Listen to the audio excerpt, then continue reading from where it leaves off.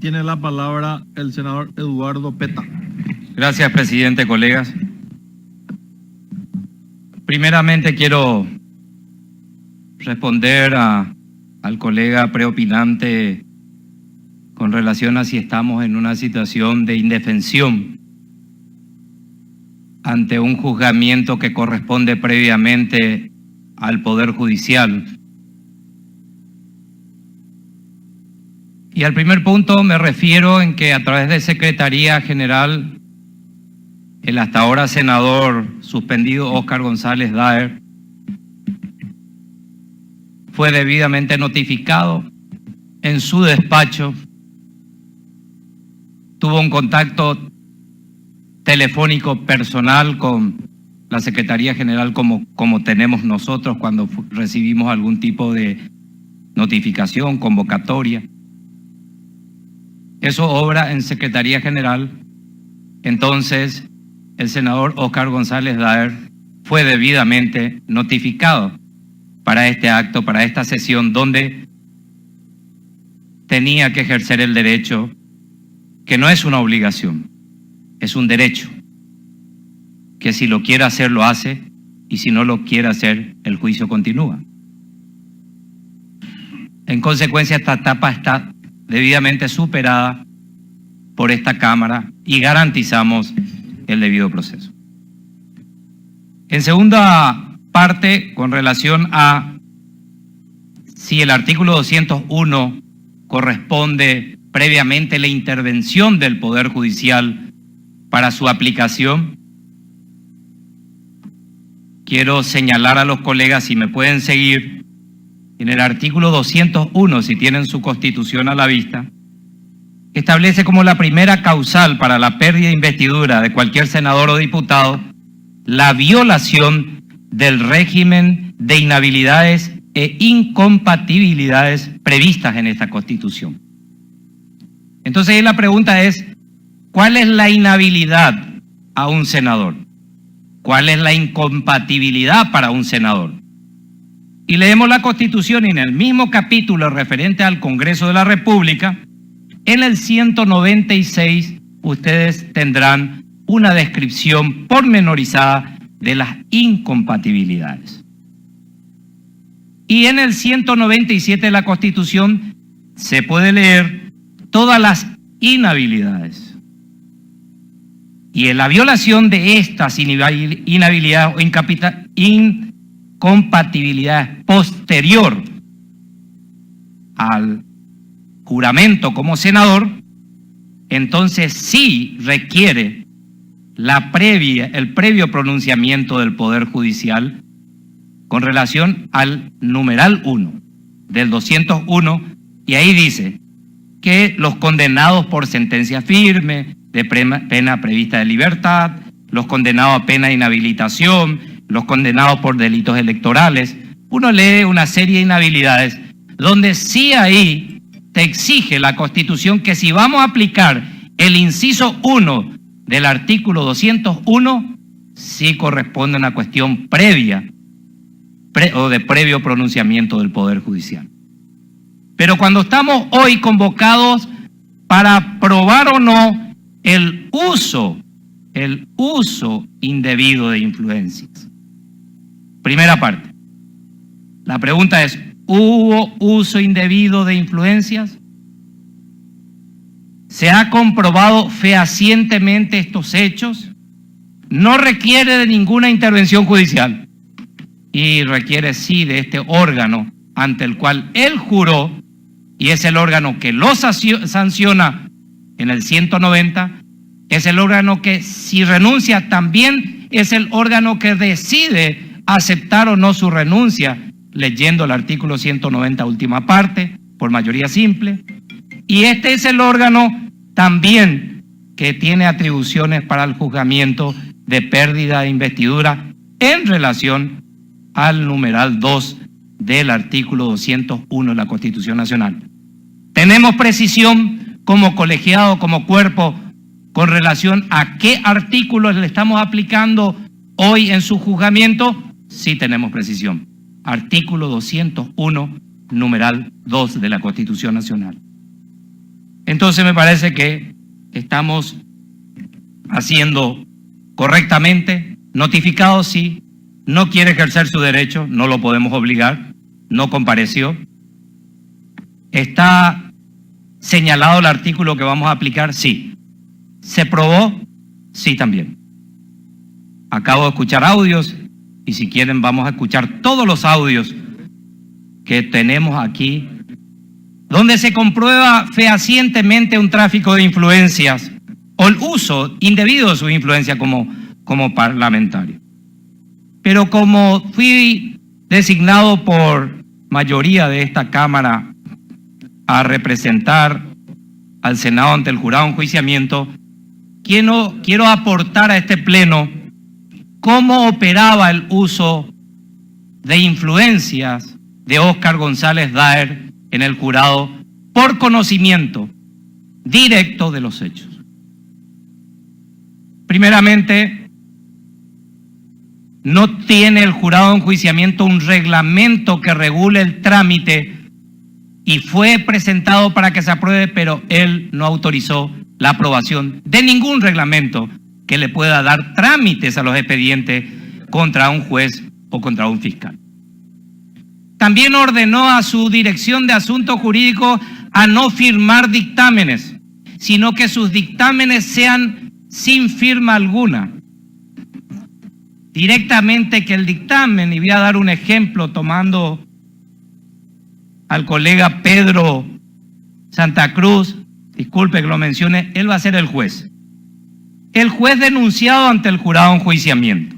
Y quiero que sigan con precisión porque aquí se revela el modus operandi de todo esto que hoy sale en audios, pero estaba perfectamente planificado con complicidad. Es denunciado Pedro Santa Cruz y automáticamente esa denuncia cae en una secretaría que es Fernández Littman.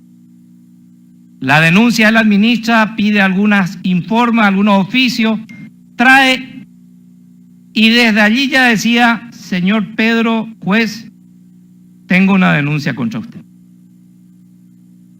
Ahí ya entraban a tener en pánico, en zozobra a la justicia paraguaya, con orden de su presidente Óscar González Daer.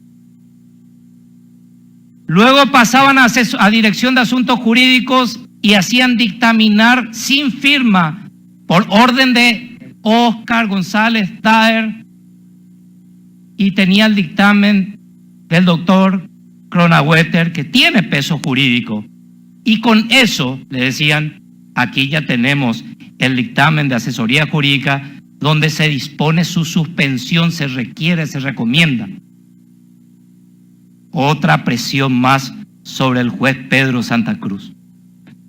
Esa era la manera, y luego le decía al secretario, vamos a ver si incorporamos para la próxima sesión del Pleno tu expediente donde va a correr la suspensión.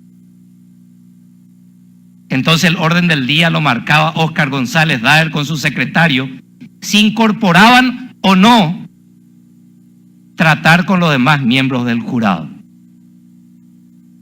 Allí generó, ante la falta de un reglamento, que él no quería aprobarlo, ante la falta de firma de dictámenes y el control pleno de su secretario y de él, ahora se puede entender todos los audios donde hay una comprobación directa del manejo y el trámite de los expedientes, de someterlo al juez Pedro Santa Cruz a sus antojos y decisiones para el tráfico de influencia que se comprueba fehacientemente.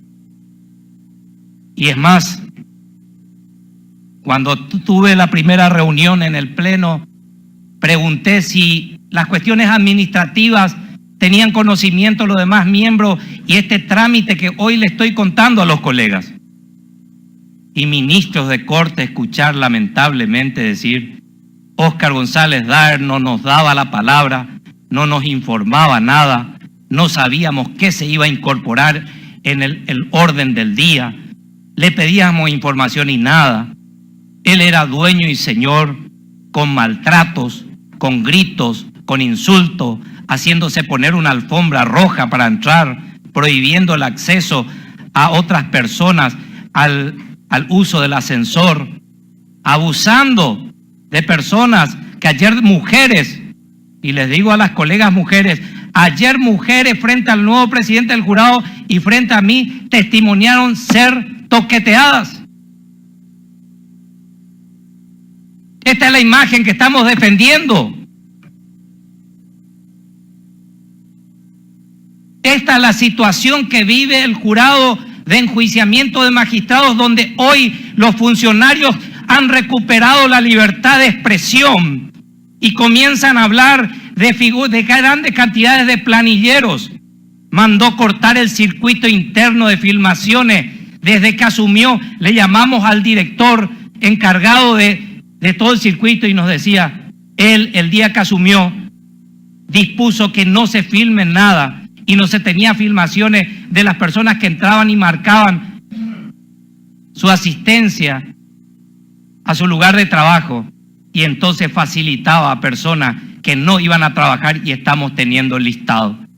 Esa es la función de algo que hoy queremos defender lo indefendible.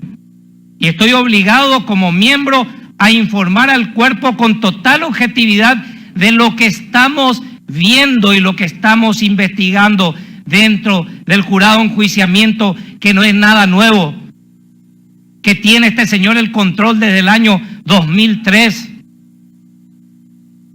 y que lo utilizó para someterlo a la justicia, quebrantando el artículo constitucional de la independencia de los poderes. Todavía seguimos debatiendo si corresponde o no.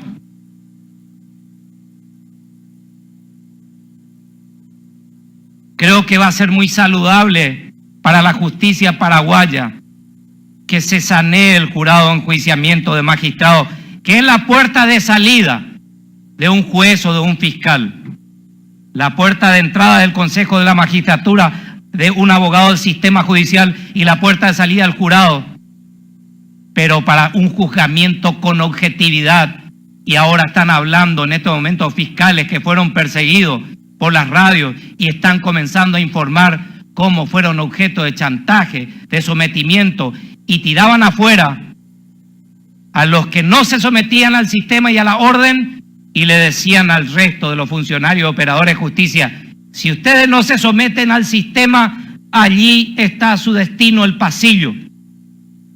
Serán pasilleros y perderán su trabajo. No voy a hablar de los delitos de coacción. No voy a hablar, porque eso corresponde al Ministerio Público. No voy a hablar de los delitos de cohecho pasivo agravado que se está probando. No voy a hablar de tráfico de influencia, que tiene un agravante de 5 años cuando sos parlamentario. No voy a hablar de la asociación criminal, donde se le incorpora a abogados del sector privado vinculados con el poder. Hoy a la justicia paraguaya se le está dando un balón de oxígeno. A los jueces y fiscales hoy se le está dando un balón de oxígeno, a los abogados dignos que litigan todos los días, a los que González Daer llamaba pasillero, que si no te sometes te vas al pasillo y serás un pasillero. Me lo dijo a mí en el 2003. Y le dije, nunca se olvide, señor, de dónde usted salió. Yo salí de los pasillos y hoy soy fiscal. Y sé dónde voy a volver y seguir trabajando. Pero usted se está olvidando del pasillo de donde salió. Mucho cuidado, que el tiempo puede cambiar. Y los pasillos lo pueden esperar. Y nos sometieron. Pero no nos quebraron. Y cuento como un antecedente directo con este señor. A mí no me contaron. Querían testimonio, aquí está hablando. Doy fe y testimonio de lo que dije con relación a todo lo que sucedió estos días en el jurado. Pero no puedo asimilar ministros de Corte Suprema de Justicia diciendo que él gritaba y nadie podía opinar. Ministros de Corte, genuflexos, arrodillados porque tienen temor del poder que tenía como senador, que pueden iniciar un juicio político con cualquiera de estos ministros y no podían hablar, y te decía, a mí me dijeron frente a todos los otros miembros, no podíamos hablar, no se podía hacer nada. Ahora sí podemos hablar de un reglamento, ahora sí podemos hablar de las cuestiones administrativas del saneamiento. De este ciudadano estamos juzgando hoy.